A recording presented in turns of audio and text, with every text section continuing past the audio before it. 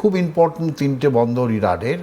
আর চৌথা বন্দর হচ্ছে strait of হরমুজের সাউথে, তার মানে এটা ওমান সাগরের ওপরে ইরানের টেরিটরির মধ্যে। এই বন্দরগুলোকে কিভাবে ব্লকেট করবে? যদি আমেরিকান যুদ্ধ জাহাজগুলো স্ট্রেট অফ হরমুজ দিয়ে পারস্য উপসাগরের মধ্যে ঢুকতে না পারে, তারা কিভাবে এই বন্দরগুলোকে ব্লক করবে? তারা ব্লক করতে পারবে না। অবভিয়াসলি তারা বলছে, এটা একটা ভেগ ইনফরমেশন আমেরিকার দিক থেকে দিয়েছে বিশ্বকে। তারা বলছে এই সমস্ত বন্দর থেকে যে সমস্ত জাহাজ স্ট্রেট অফ হরমুজ দিয়ে বেরোবে, সেই জাহাজগুলোকে আমরা ব্লক করব। কিন্তু এর উল্টো দিকে, যেটা কুয়েত থেকে আরম্ভ করে দুবাই পর্যন্ত যে বন্দরগুলো আছে, সেই বন্দরগুলো থেকে যে জাহাজগুলো যদি বেরোয়, সেই জাহাজগুলোকে আমরা ব্লক করব না। ইরান বলছে না, যদি ব্লক করতে হয় তাহলে সমস্ত বন্দরের জাহাজকেই ব্লক করতে হবে। এর মধ্যে ইরানের একটা অ্যাডভান্টেজ হচ্ছে, দেখো, মানে আকাশ যুদ্ধে এত বম্বিং, এত রকেটিং, এত কিছু করেও কিন্তু ইরাককে পরাস্ত করতে পারল না। স্থল যুদ্ধ আমেরিকা ব্যাক করে গেল, তারা জানে কিভাবে তাদের ক্যাজুয়ালিটি হবে যদি তারা বুটস অন গ্রাউন্ড করে। এবারে দি থার্ড অপশন ইজ নৌযুদ্ধ। এই নৌযুদ্ধ করে কি ইরানকে পরাস্ত করতে পারবে? আমি একটু নিয়মটা স্যার এক্ষেত্রে আপনার কাছ থেকে জানতে চাই, যে যুদ্ধের নিয়ম কি বলছে? আন্তর্জাতিক জলসীমায় যদি এইভাবে আমেরিকা যদি ইরানের জাহাজকে লক্ষ্য করে মারে, ইরান তো নিশ্চয়ই ছেড়ে দেবে না। এইভাবে কি আন্তর্জাতিক জলসীমায় দুটো দেশ যুদ্ধ করতে পারে? দেখো, যদি যারা অফেন্সিভ নেবে, ব্লকেজটা ইটসেলফ ইজ অ্যান অফেন্সিভ।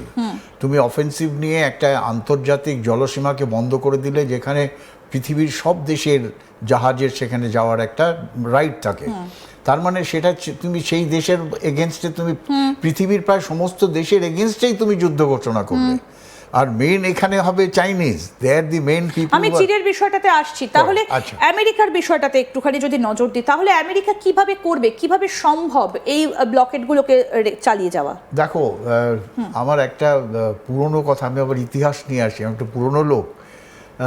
বিশ্বের সব থেকে বড় ব্লকেড হয়েছিল 1962 সালে, যখন cold war was at the peak, Soviet Russia versus American block.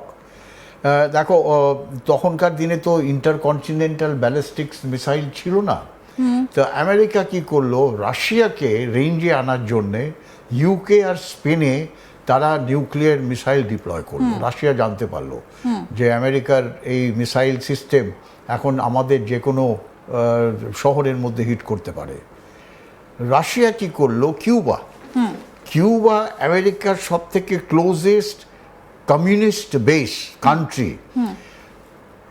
Russia করলো কিউবাতে প্রথম মিসাইল লঞ্চিং প্যাডস তৈরি করলো, 5টা 6টা 7টা 8টা।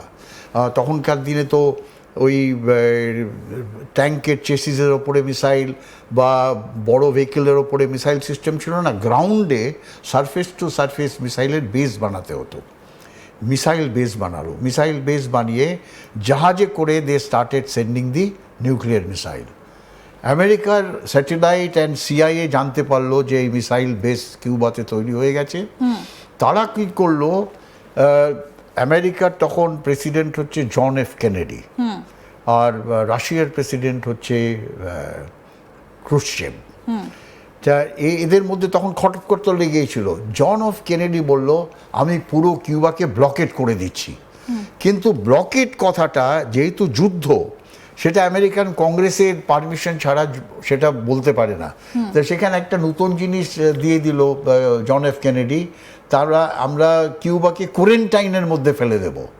কোয়ারেন্টাইন মানে কাউকে বেরোতেও দেবো না, আসতেও দেবো না, ওর ভেতরেই বসে থাকবে।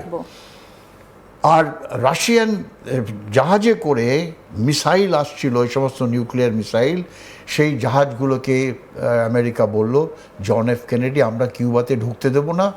কিউবার সমুদ্রকে পুরো ঘিরে আমেরিকান এই যুদ্ধের যে ব্যাটল গ্রুপগুলো আছে সেগুলো ডিপ্লয় করে দিল, যে এখানে কিউবাতে কোনো কিছু ঢুকতে দেব না, কিউবার থেকে কোনো কিছু বেরোতে দেবো না।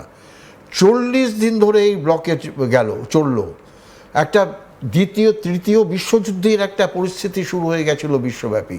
কে রাশিয়া কি করবে, রাশিয়াকে হিট করবে, আমেরিকা যেরকম করলো আমেরিকার এগেনস্ট আমেরিকাকে হিট করবে, কিউবাকে হিট করবে, কিন্তু আলটিমেটলি আবার উইজডম প্রিভেইলড। রাশিয়ান জাহাজগুলো যেগুলোর মধ্যেই মিসাইল আসছিল তারা ব্যাক করে চলে গেল, আর একটা এগ্রিমেন্ট হলো আস্তে আস্তে কিউবার থেকে এই সমস্ত মিসাইল বেসগুলোকে ডিস্ট্রয় করা হলো।